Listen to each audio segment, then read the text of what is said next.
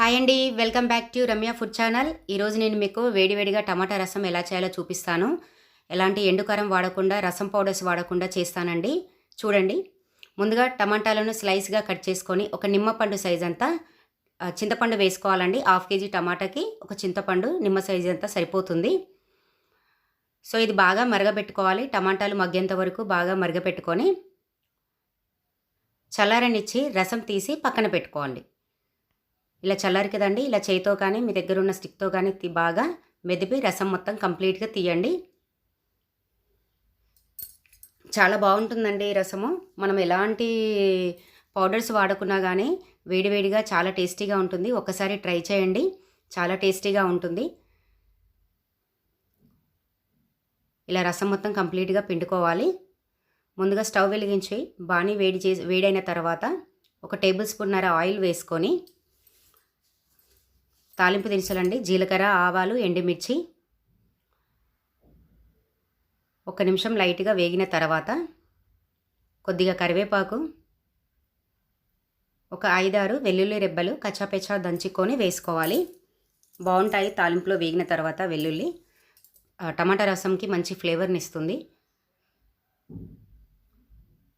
1 inch అల్లం అండి, అల్లం నేను తురిమి వేస్తున్నాను. తురిమి వేయడం వల్ల ఆయిల్లో మగ్గి చాలా రసంకి మంచి టేస్ట్ని ఇస్తుంది. తింటప్పుడు కూడా కమ్మకమ్మగా బాగుంటుందండి. ఇలా మొత్తం తురుముకొని 1 నిమిషం కలుపుకోవాలి. ఇప్పుడు మనం ముందుగా కట్ చేసి పెట్టుకున్న ఉల్లిపాయలు, పచ్చిమిర్చి, ఉల్లిపాయలు పొడుగ్గా కట్ చేసుకోవాలి. పచ్చిమిర్చి కూడా పొడుగ్గానే కట్ చేసి వేసుకోండి. ఇందులో ఎలాంటి కారం కానీ మనం రసం పౌడర్స్ కానీ యూజ్ చేయమండి. టేస్ట్ అంతా ఈ ఉల్లిపాయ, పచ్చిమిర్చి, అల్లం, వెల్లుల్లి దాంట్లోనే వస్తుంది.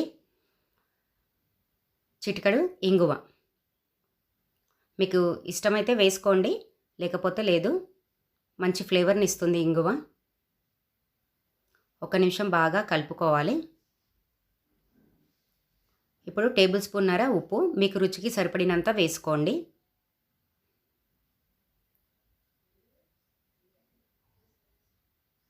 ఒక నిమిషం దోరగా వేయించాలండి, మాడకూడదు. ఉల్లిపాయ, పచ్చిమిర్చి, 1 టేబుల్ స్పూన్ పసుపు,